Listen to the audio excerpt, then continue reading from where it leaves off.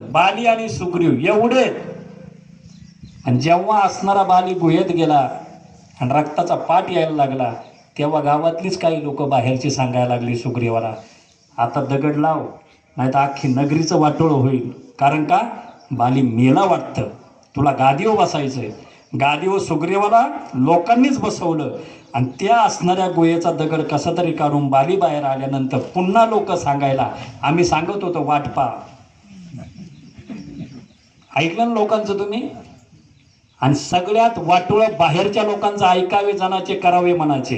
इथं गैरसमज झाला.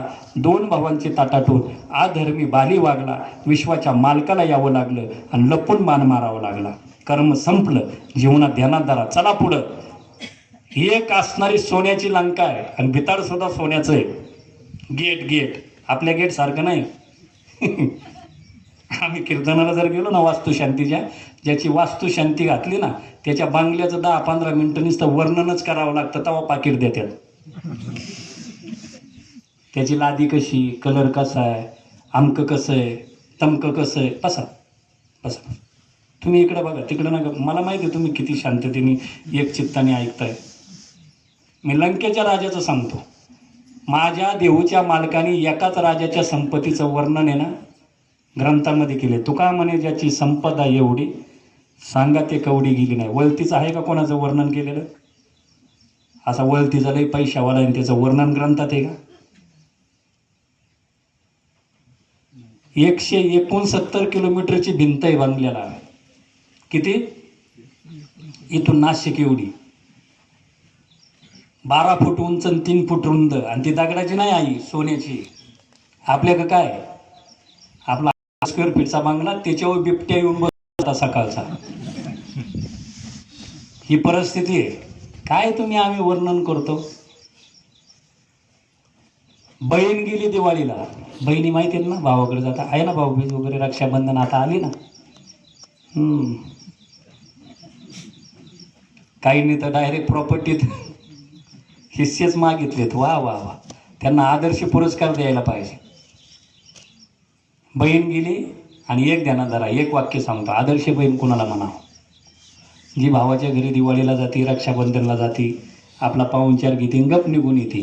नाही तर भावाच्या प्रपंचात लुडबुड करते ना. रावणाची बहीण शूर्पणखा दिवाळीला आली लाडू करंज्या खायला. नवऱ्याचा विचार केला ना, इकडंच खात बसली. फिरायला गेली जंगलात. संन्याशी राम आणि लक्ष्मण. रामाला म्हणायला लागली, मला तुझ्या बरोबर लग्न करायचे. शेवटी नकटी झाली. नकट कळतंय ना, नकट नकट. आता काही ना नाका असून नकटीत काय काय, पण ती स्वतःला लय नाकाळी समजित. तो विषय सोडून द्या. काही ना वागायचं कळतच नाही. नकटी नकटी होऊन आली. मंदोदरी सीतेपेक्षा कितीतरी पटीने सुंदर आहे. बसून घ्या, आता गडबड नका करू. हो मावशी बसून घ्या. प्रवचन चालू आहे आता. इकडे बघा काय म्हटली माहिती आहे का भावाला? दादा, जंगलात आमकी आमकी पोरगी पाहिली, तेवढी उचलून आण. भावाचं वाटोळ कोणी केलं? बहिणीने केलं. सोन्याची लंका होती का नाही? त्याच्यात एक नीतिवान भाऊ होता. समजून सांगायला गेला का दादा असं नको करू. आज नीतिवान भाऊही सांगतात, दादा प्यायचं कमी कर ना, नको येड्यावानी करू. ऐक, आपल्या खानदानाला बट्टा लागन, आपल्या दादाने असं केलं का? हे सगळं चांगलं सांगायला तुम्हाला वेळोवेळी पांडुरंगाच्या रूपाने कोण ना कोण येतच असतो, पण आम्ही ऐकत नाही. चांगला संसार चालला होता. भावाने समजून सांगायला गेला, पेचकाटात लात मारली. त्याच दिवशी जो मज होय अनन्य शरण, त्यांची निवारी मी जन्म मरण, या लागी शरणांगता शरण मीची ऐकू. रामाच्या चरणाजवळ बिभीषण गेला आणि त्याच दिवशी राजतिलक बिभीषणाचा झाला. लंकेचा राजा संपला. नाती जोडताना आम्ही घरामध्ये बहिणीचं नातं कसं निभावं? अरे जी बहीण माझे देऊचे मालक जगद्गुरु तुकोबरायांची असणारी पत्नी आवली आई साहेब जिजाई, तुकोबरायांच्या घरी आप्पा गुळवेंची मुलगी, दुसरं लग्न. नोकरांना सुद्धा चांदीचा ग्लास पाणी प्यायलाय. काय? चांदीचा ग्लास आहे नोकरांना पाणी प्यायला. आणि इकडं चुलीवरती मांडी एवढं गव्हात उगलेलं आहे, त्या अर्थी किती दिवस चूल पेटलेली नसन? सांगा ना तुम्ही, संसारिक आहेत ना सगळे भाकरी तापणारे. 10-15 दिवस. भाऊ न्यायला आला दिवाळीला, बहीण भावाकडे गेली. एवढा श्रीमंत भाऊ आहे, पण स्वतःची परिस्थिती नाही सांगितली कधी. तिथं ओवाळलं भावानं, सांगितलं मला नेऊन सोड. भाऊ पहिल्यांदा असणारा येणार देहूमध्ये, म्हणून माड्या लागल्या मोठ्या. ताई, ही माडी तुझी का ग? ती नाही, पुढं गाडी हाक ना, खटरा गाडी बरं का मुकुंदाला. ही तुझ्यावाली आहे का? ही नाही दादा. पुढं ही आता. अगं तायडे, माड्या संपल्या, तुझं घर कुठं आहे? शेवटची असणारी झोपडी लागली, चंद्रमौळी. इथं थांबव, हे माझं घर आहे. भाऊ बहिणीचं प्रेम.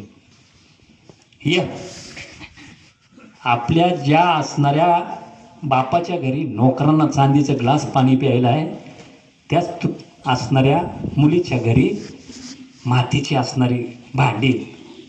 ये ना दादा, आज बोलवलं. त्या असणाऱ्या मडक्यातलं पाणी एक ग्लास भावाला दिला. भावाचं लक्ष चुलीवरती गेलं. ऐका बहीण भाऊ कसे असतात तायडे.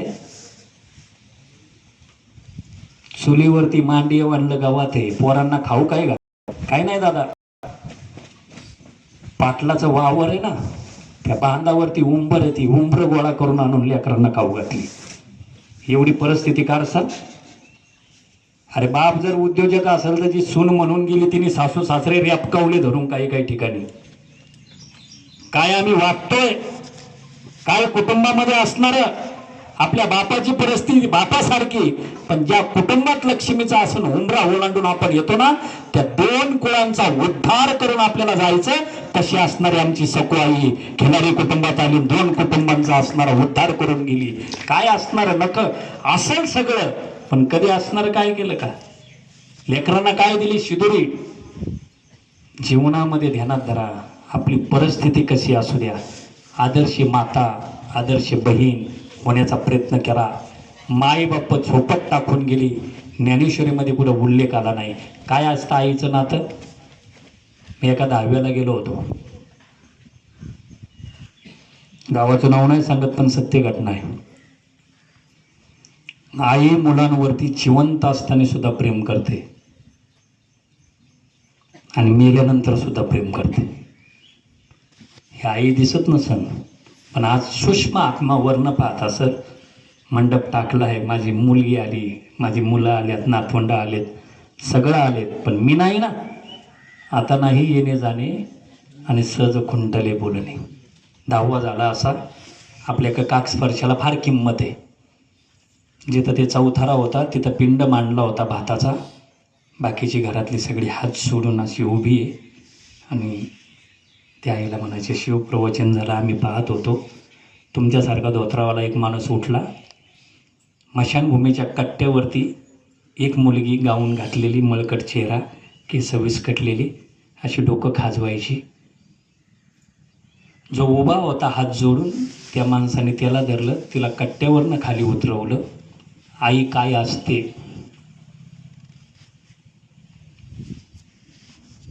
हाताला धरायला लावलं.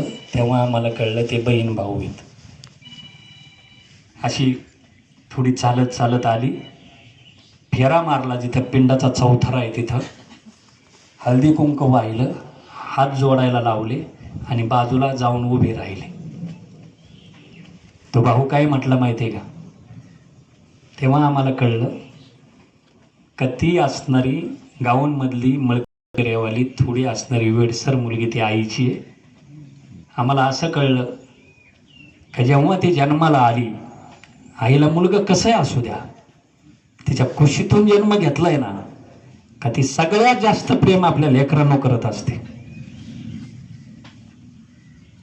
कधी माहेरा गेली नाही, तिला रोज आंघोळ घालायची, विणीफुणी करायची, तिला जीव घालवायची, नाव घालायची, मतिमंद होती ती. 2 महिने आई शेडपंजरी पडली तर तिला कोणी आंघोळ घातलेली नव्हती. तिची केस विस्कटलेली, केसांच्या जट्टा झालेल्या, बट्टा झालेल्या. आणि भाऊ काय म्हटला माहिती आहे का?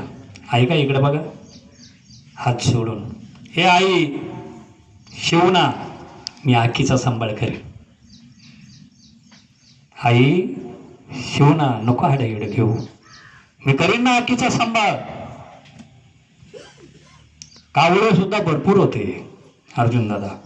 खटन रिंगलिंग वरून कावळे इकडे तिकडे, कावळा खाली यायचा, त्या पिंडाला स्पर्श करत नव्हता पण ते बाजूचं उचलायचा. परत भाऊ म्हणायला लागला, आई माझ्या पोराची शपथ घेऊन सांगतो मी आखीचा सांभाळ करेन शिवना. कावळा इकडे तिकडे पाहायचा, नव्हता येत. काय केलं माहितीये का भावाने, ती बहीण होती ना बहीण, अशी डोळ्यासमोर असं धरलं, दोन्ही एकमेकाच्या डोळ्याकडे पाहायला गेले, दोघांच्या डोळ्यातून अश्रू यायला लागलं.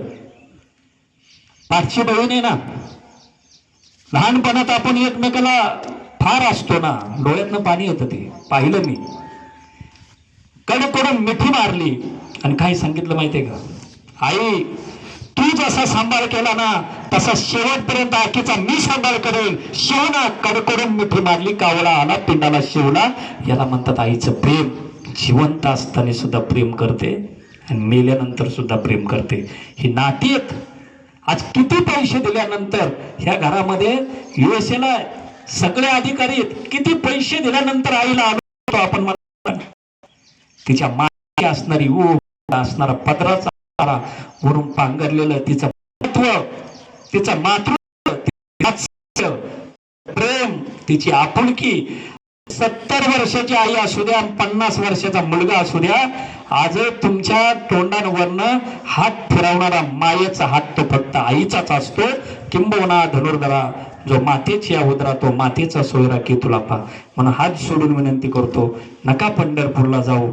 सगळ्यात भाग्यवान आईन भाग्यवान बाप कोण आहे माहितीये का, मी त्या दिवशी 10व्याला सुद्धा सांगितलं. मुंबईला मुलगा असू द्या, कुठे असू द्या, मग अशी ते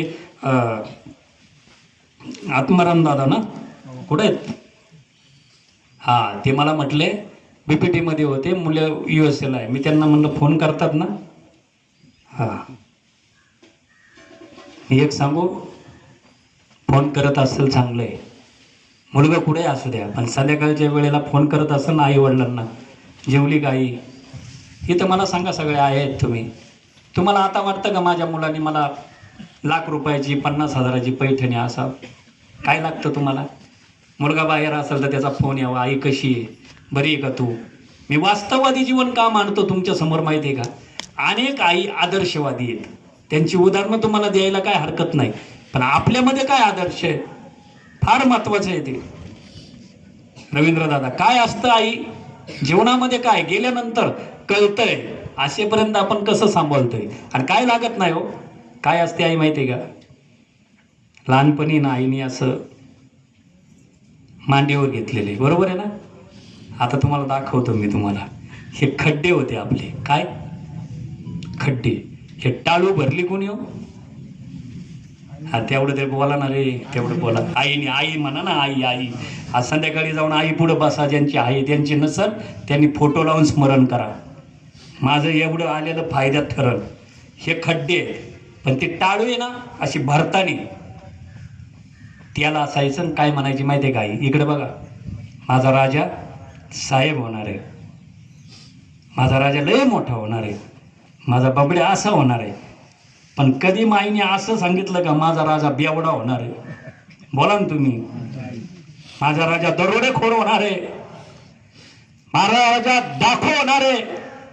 नाही. शेवटच्या श्वासापर्यंत प्रेम करणारी आई असते आणि संस्कार देणारी आई असते. भाग्यवान आई, भाग्यवान बाप तोय ज्याचा मुलगा विचारत असेल ना, आई तुझी एवढी का ग, 4 दिवस पंढरपूरला गेलतो, बायकोनी चहा दिला का? त्यांनी समजायचं माझ्या राजाने नाही बंगला बांधला, रोजचं खातो तेवढंच कमवतोय, पण कलियुगात भक्त पुंडलिकन श्रावणबाळ माझ्या पोटी जन्माला घातला. तुमचा संसार सफळ कधी आहे फार महत्वाचं आहे. अरे 2 अधिकारी जन्माला घातले, एका मुलीचं कन्यादान केलं, एक बहीण आपली असताना स्वतःचीच बहीण ह्या कुटुंबात आणली, हे 60 70 75 माणसाचं कुटुंब सांभाळत असताना एक असा आणि आदर्शवाद जीवन देणारी ही सकुबाई माता आहे, लक्षात राहू द्या. खापराची पाठी नशिबात नाही.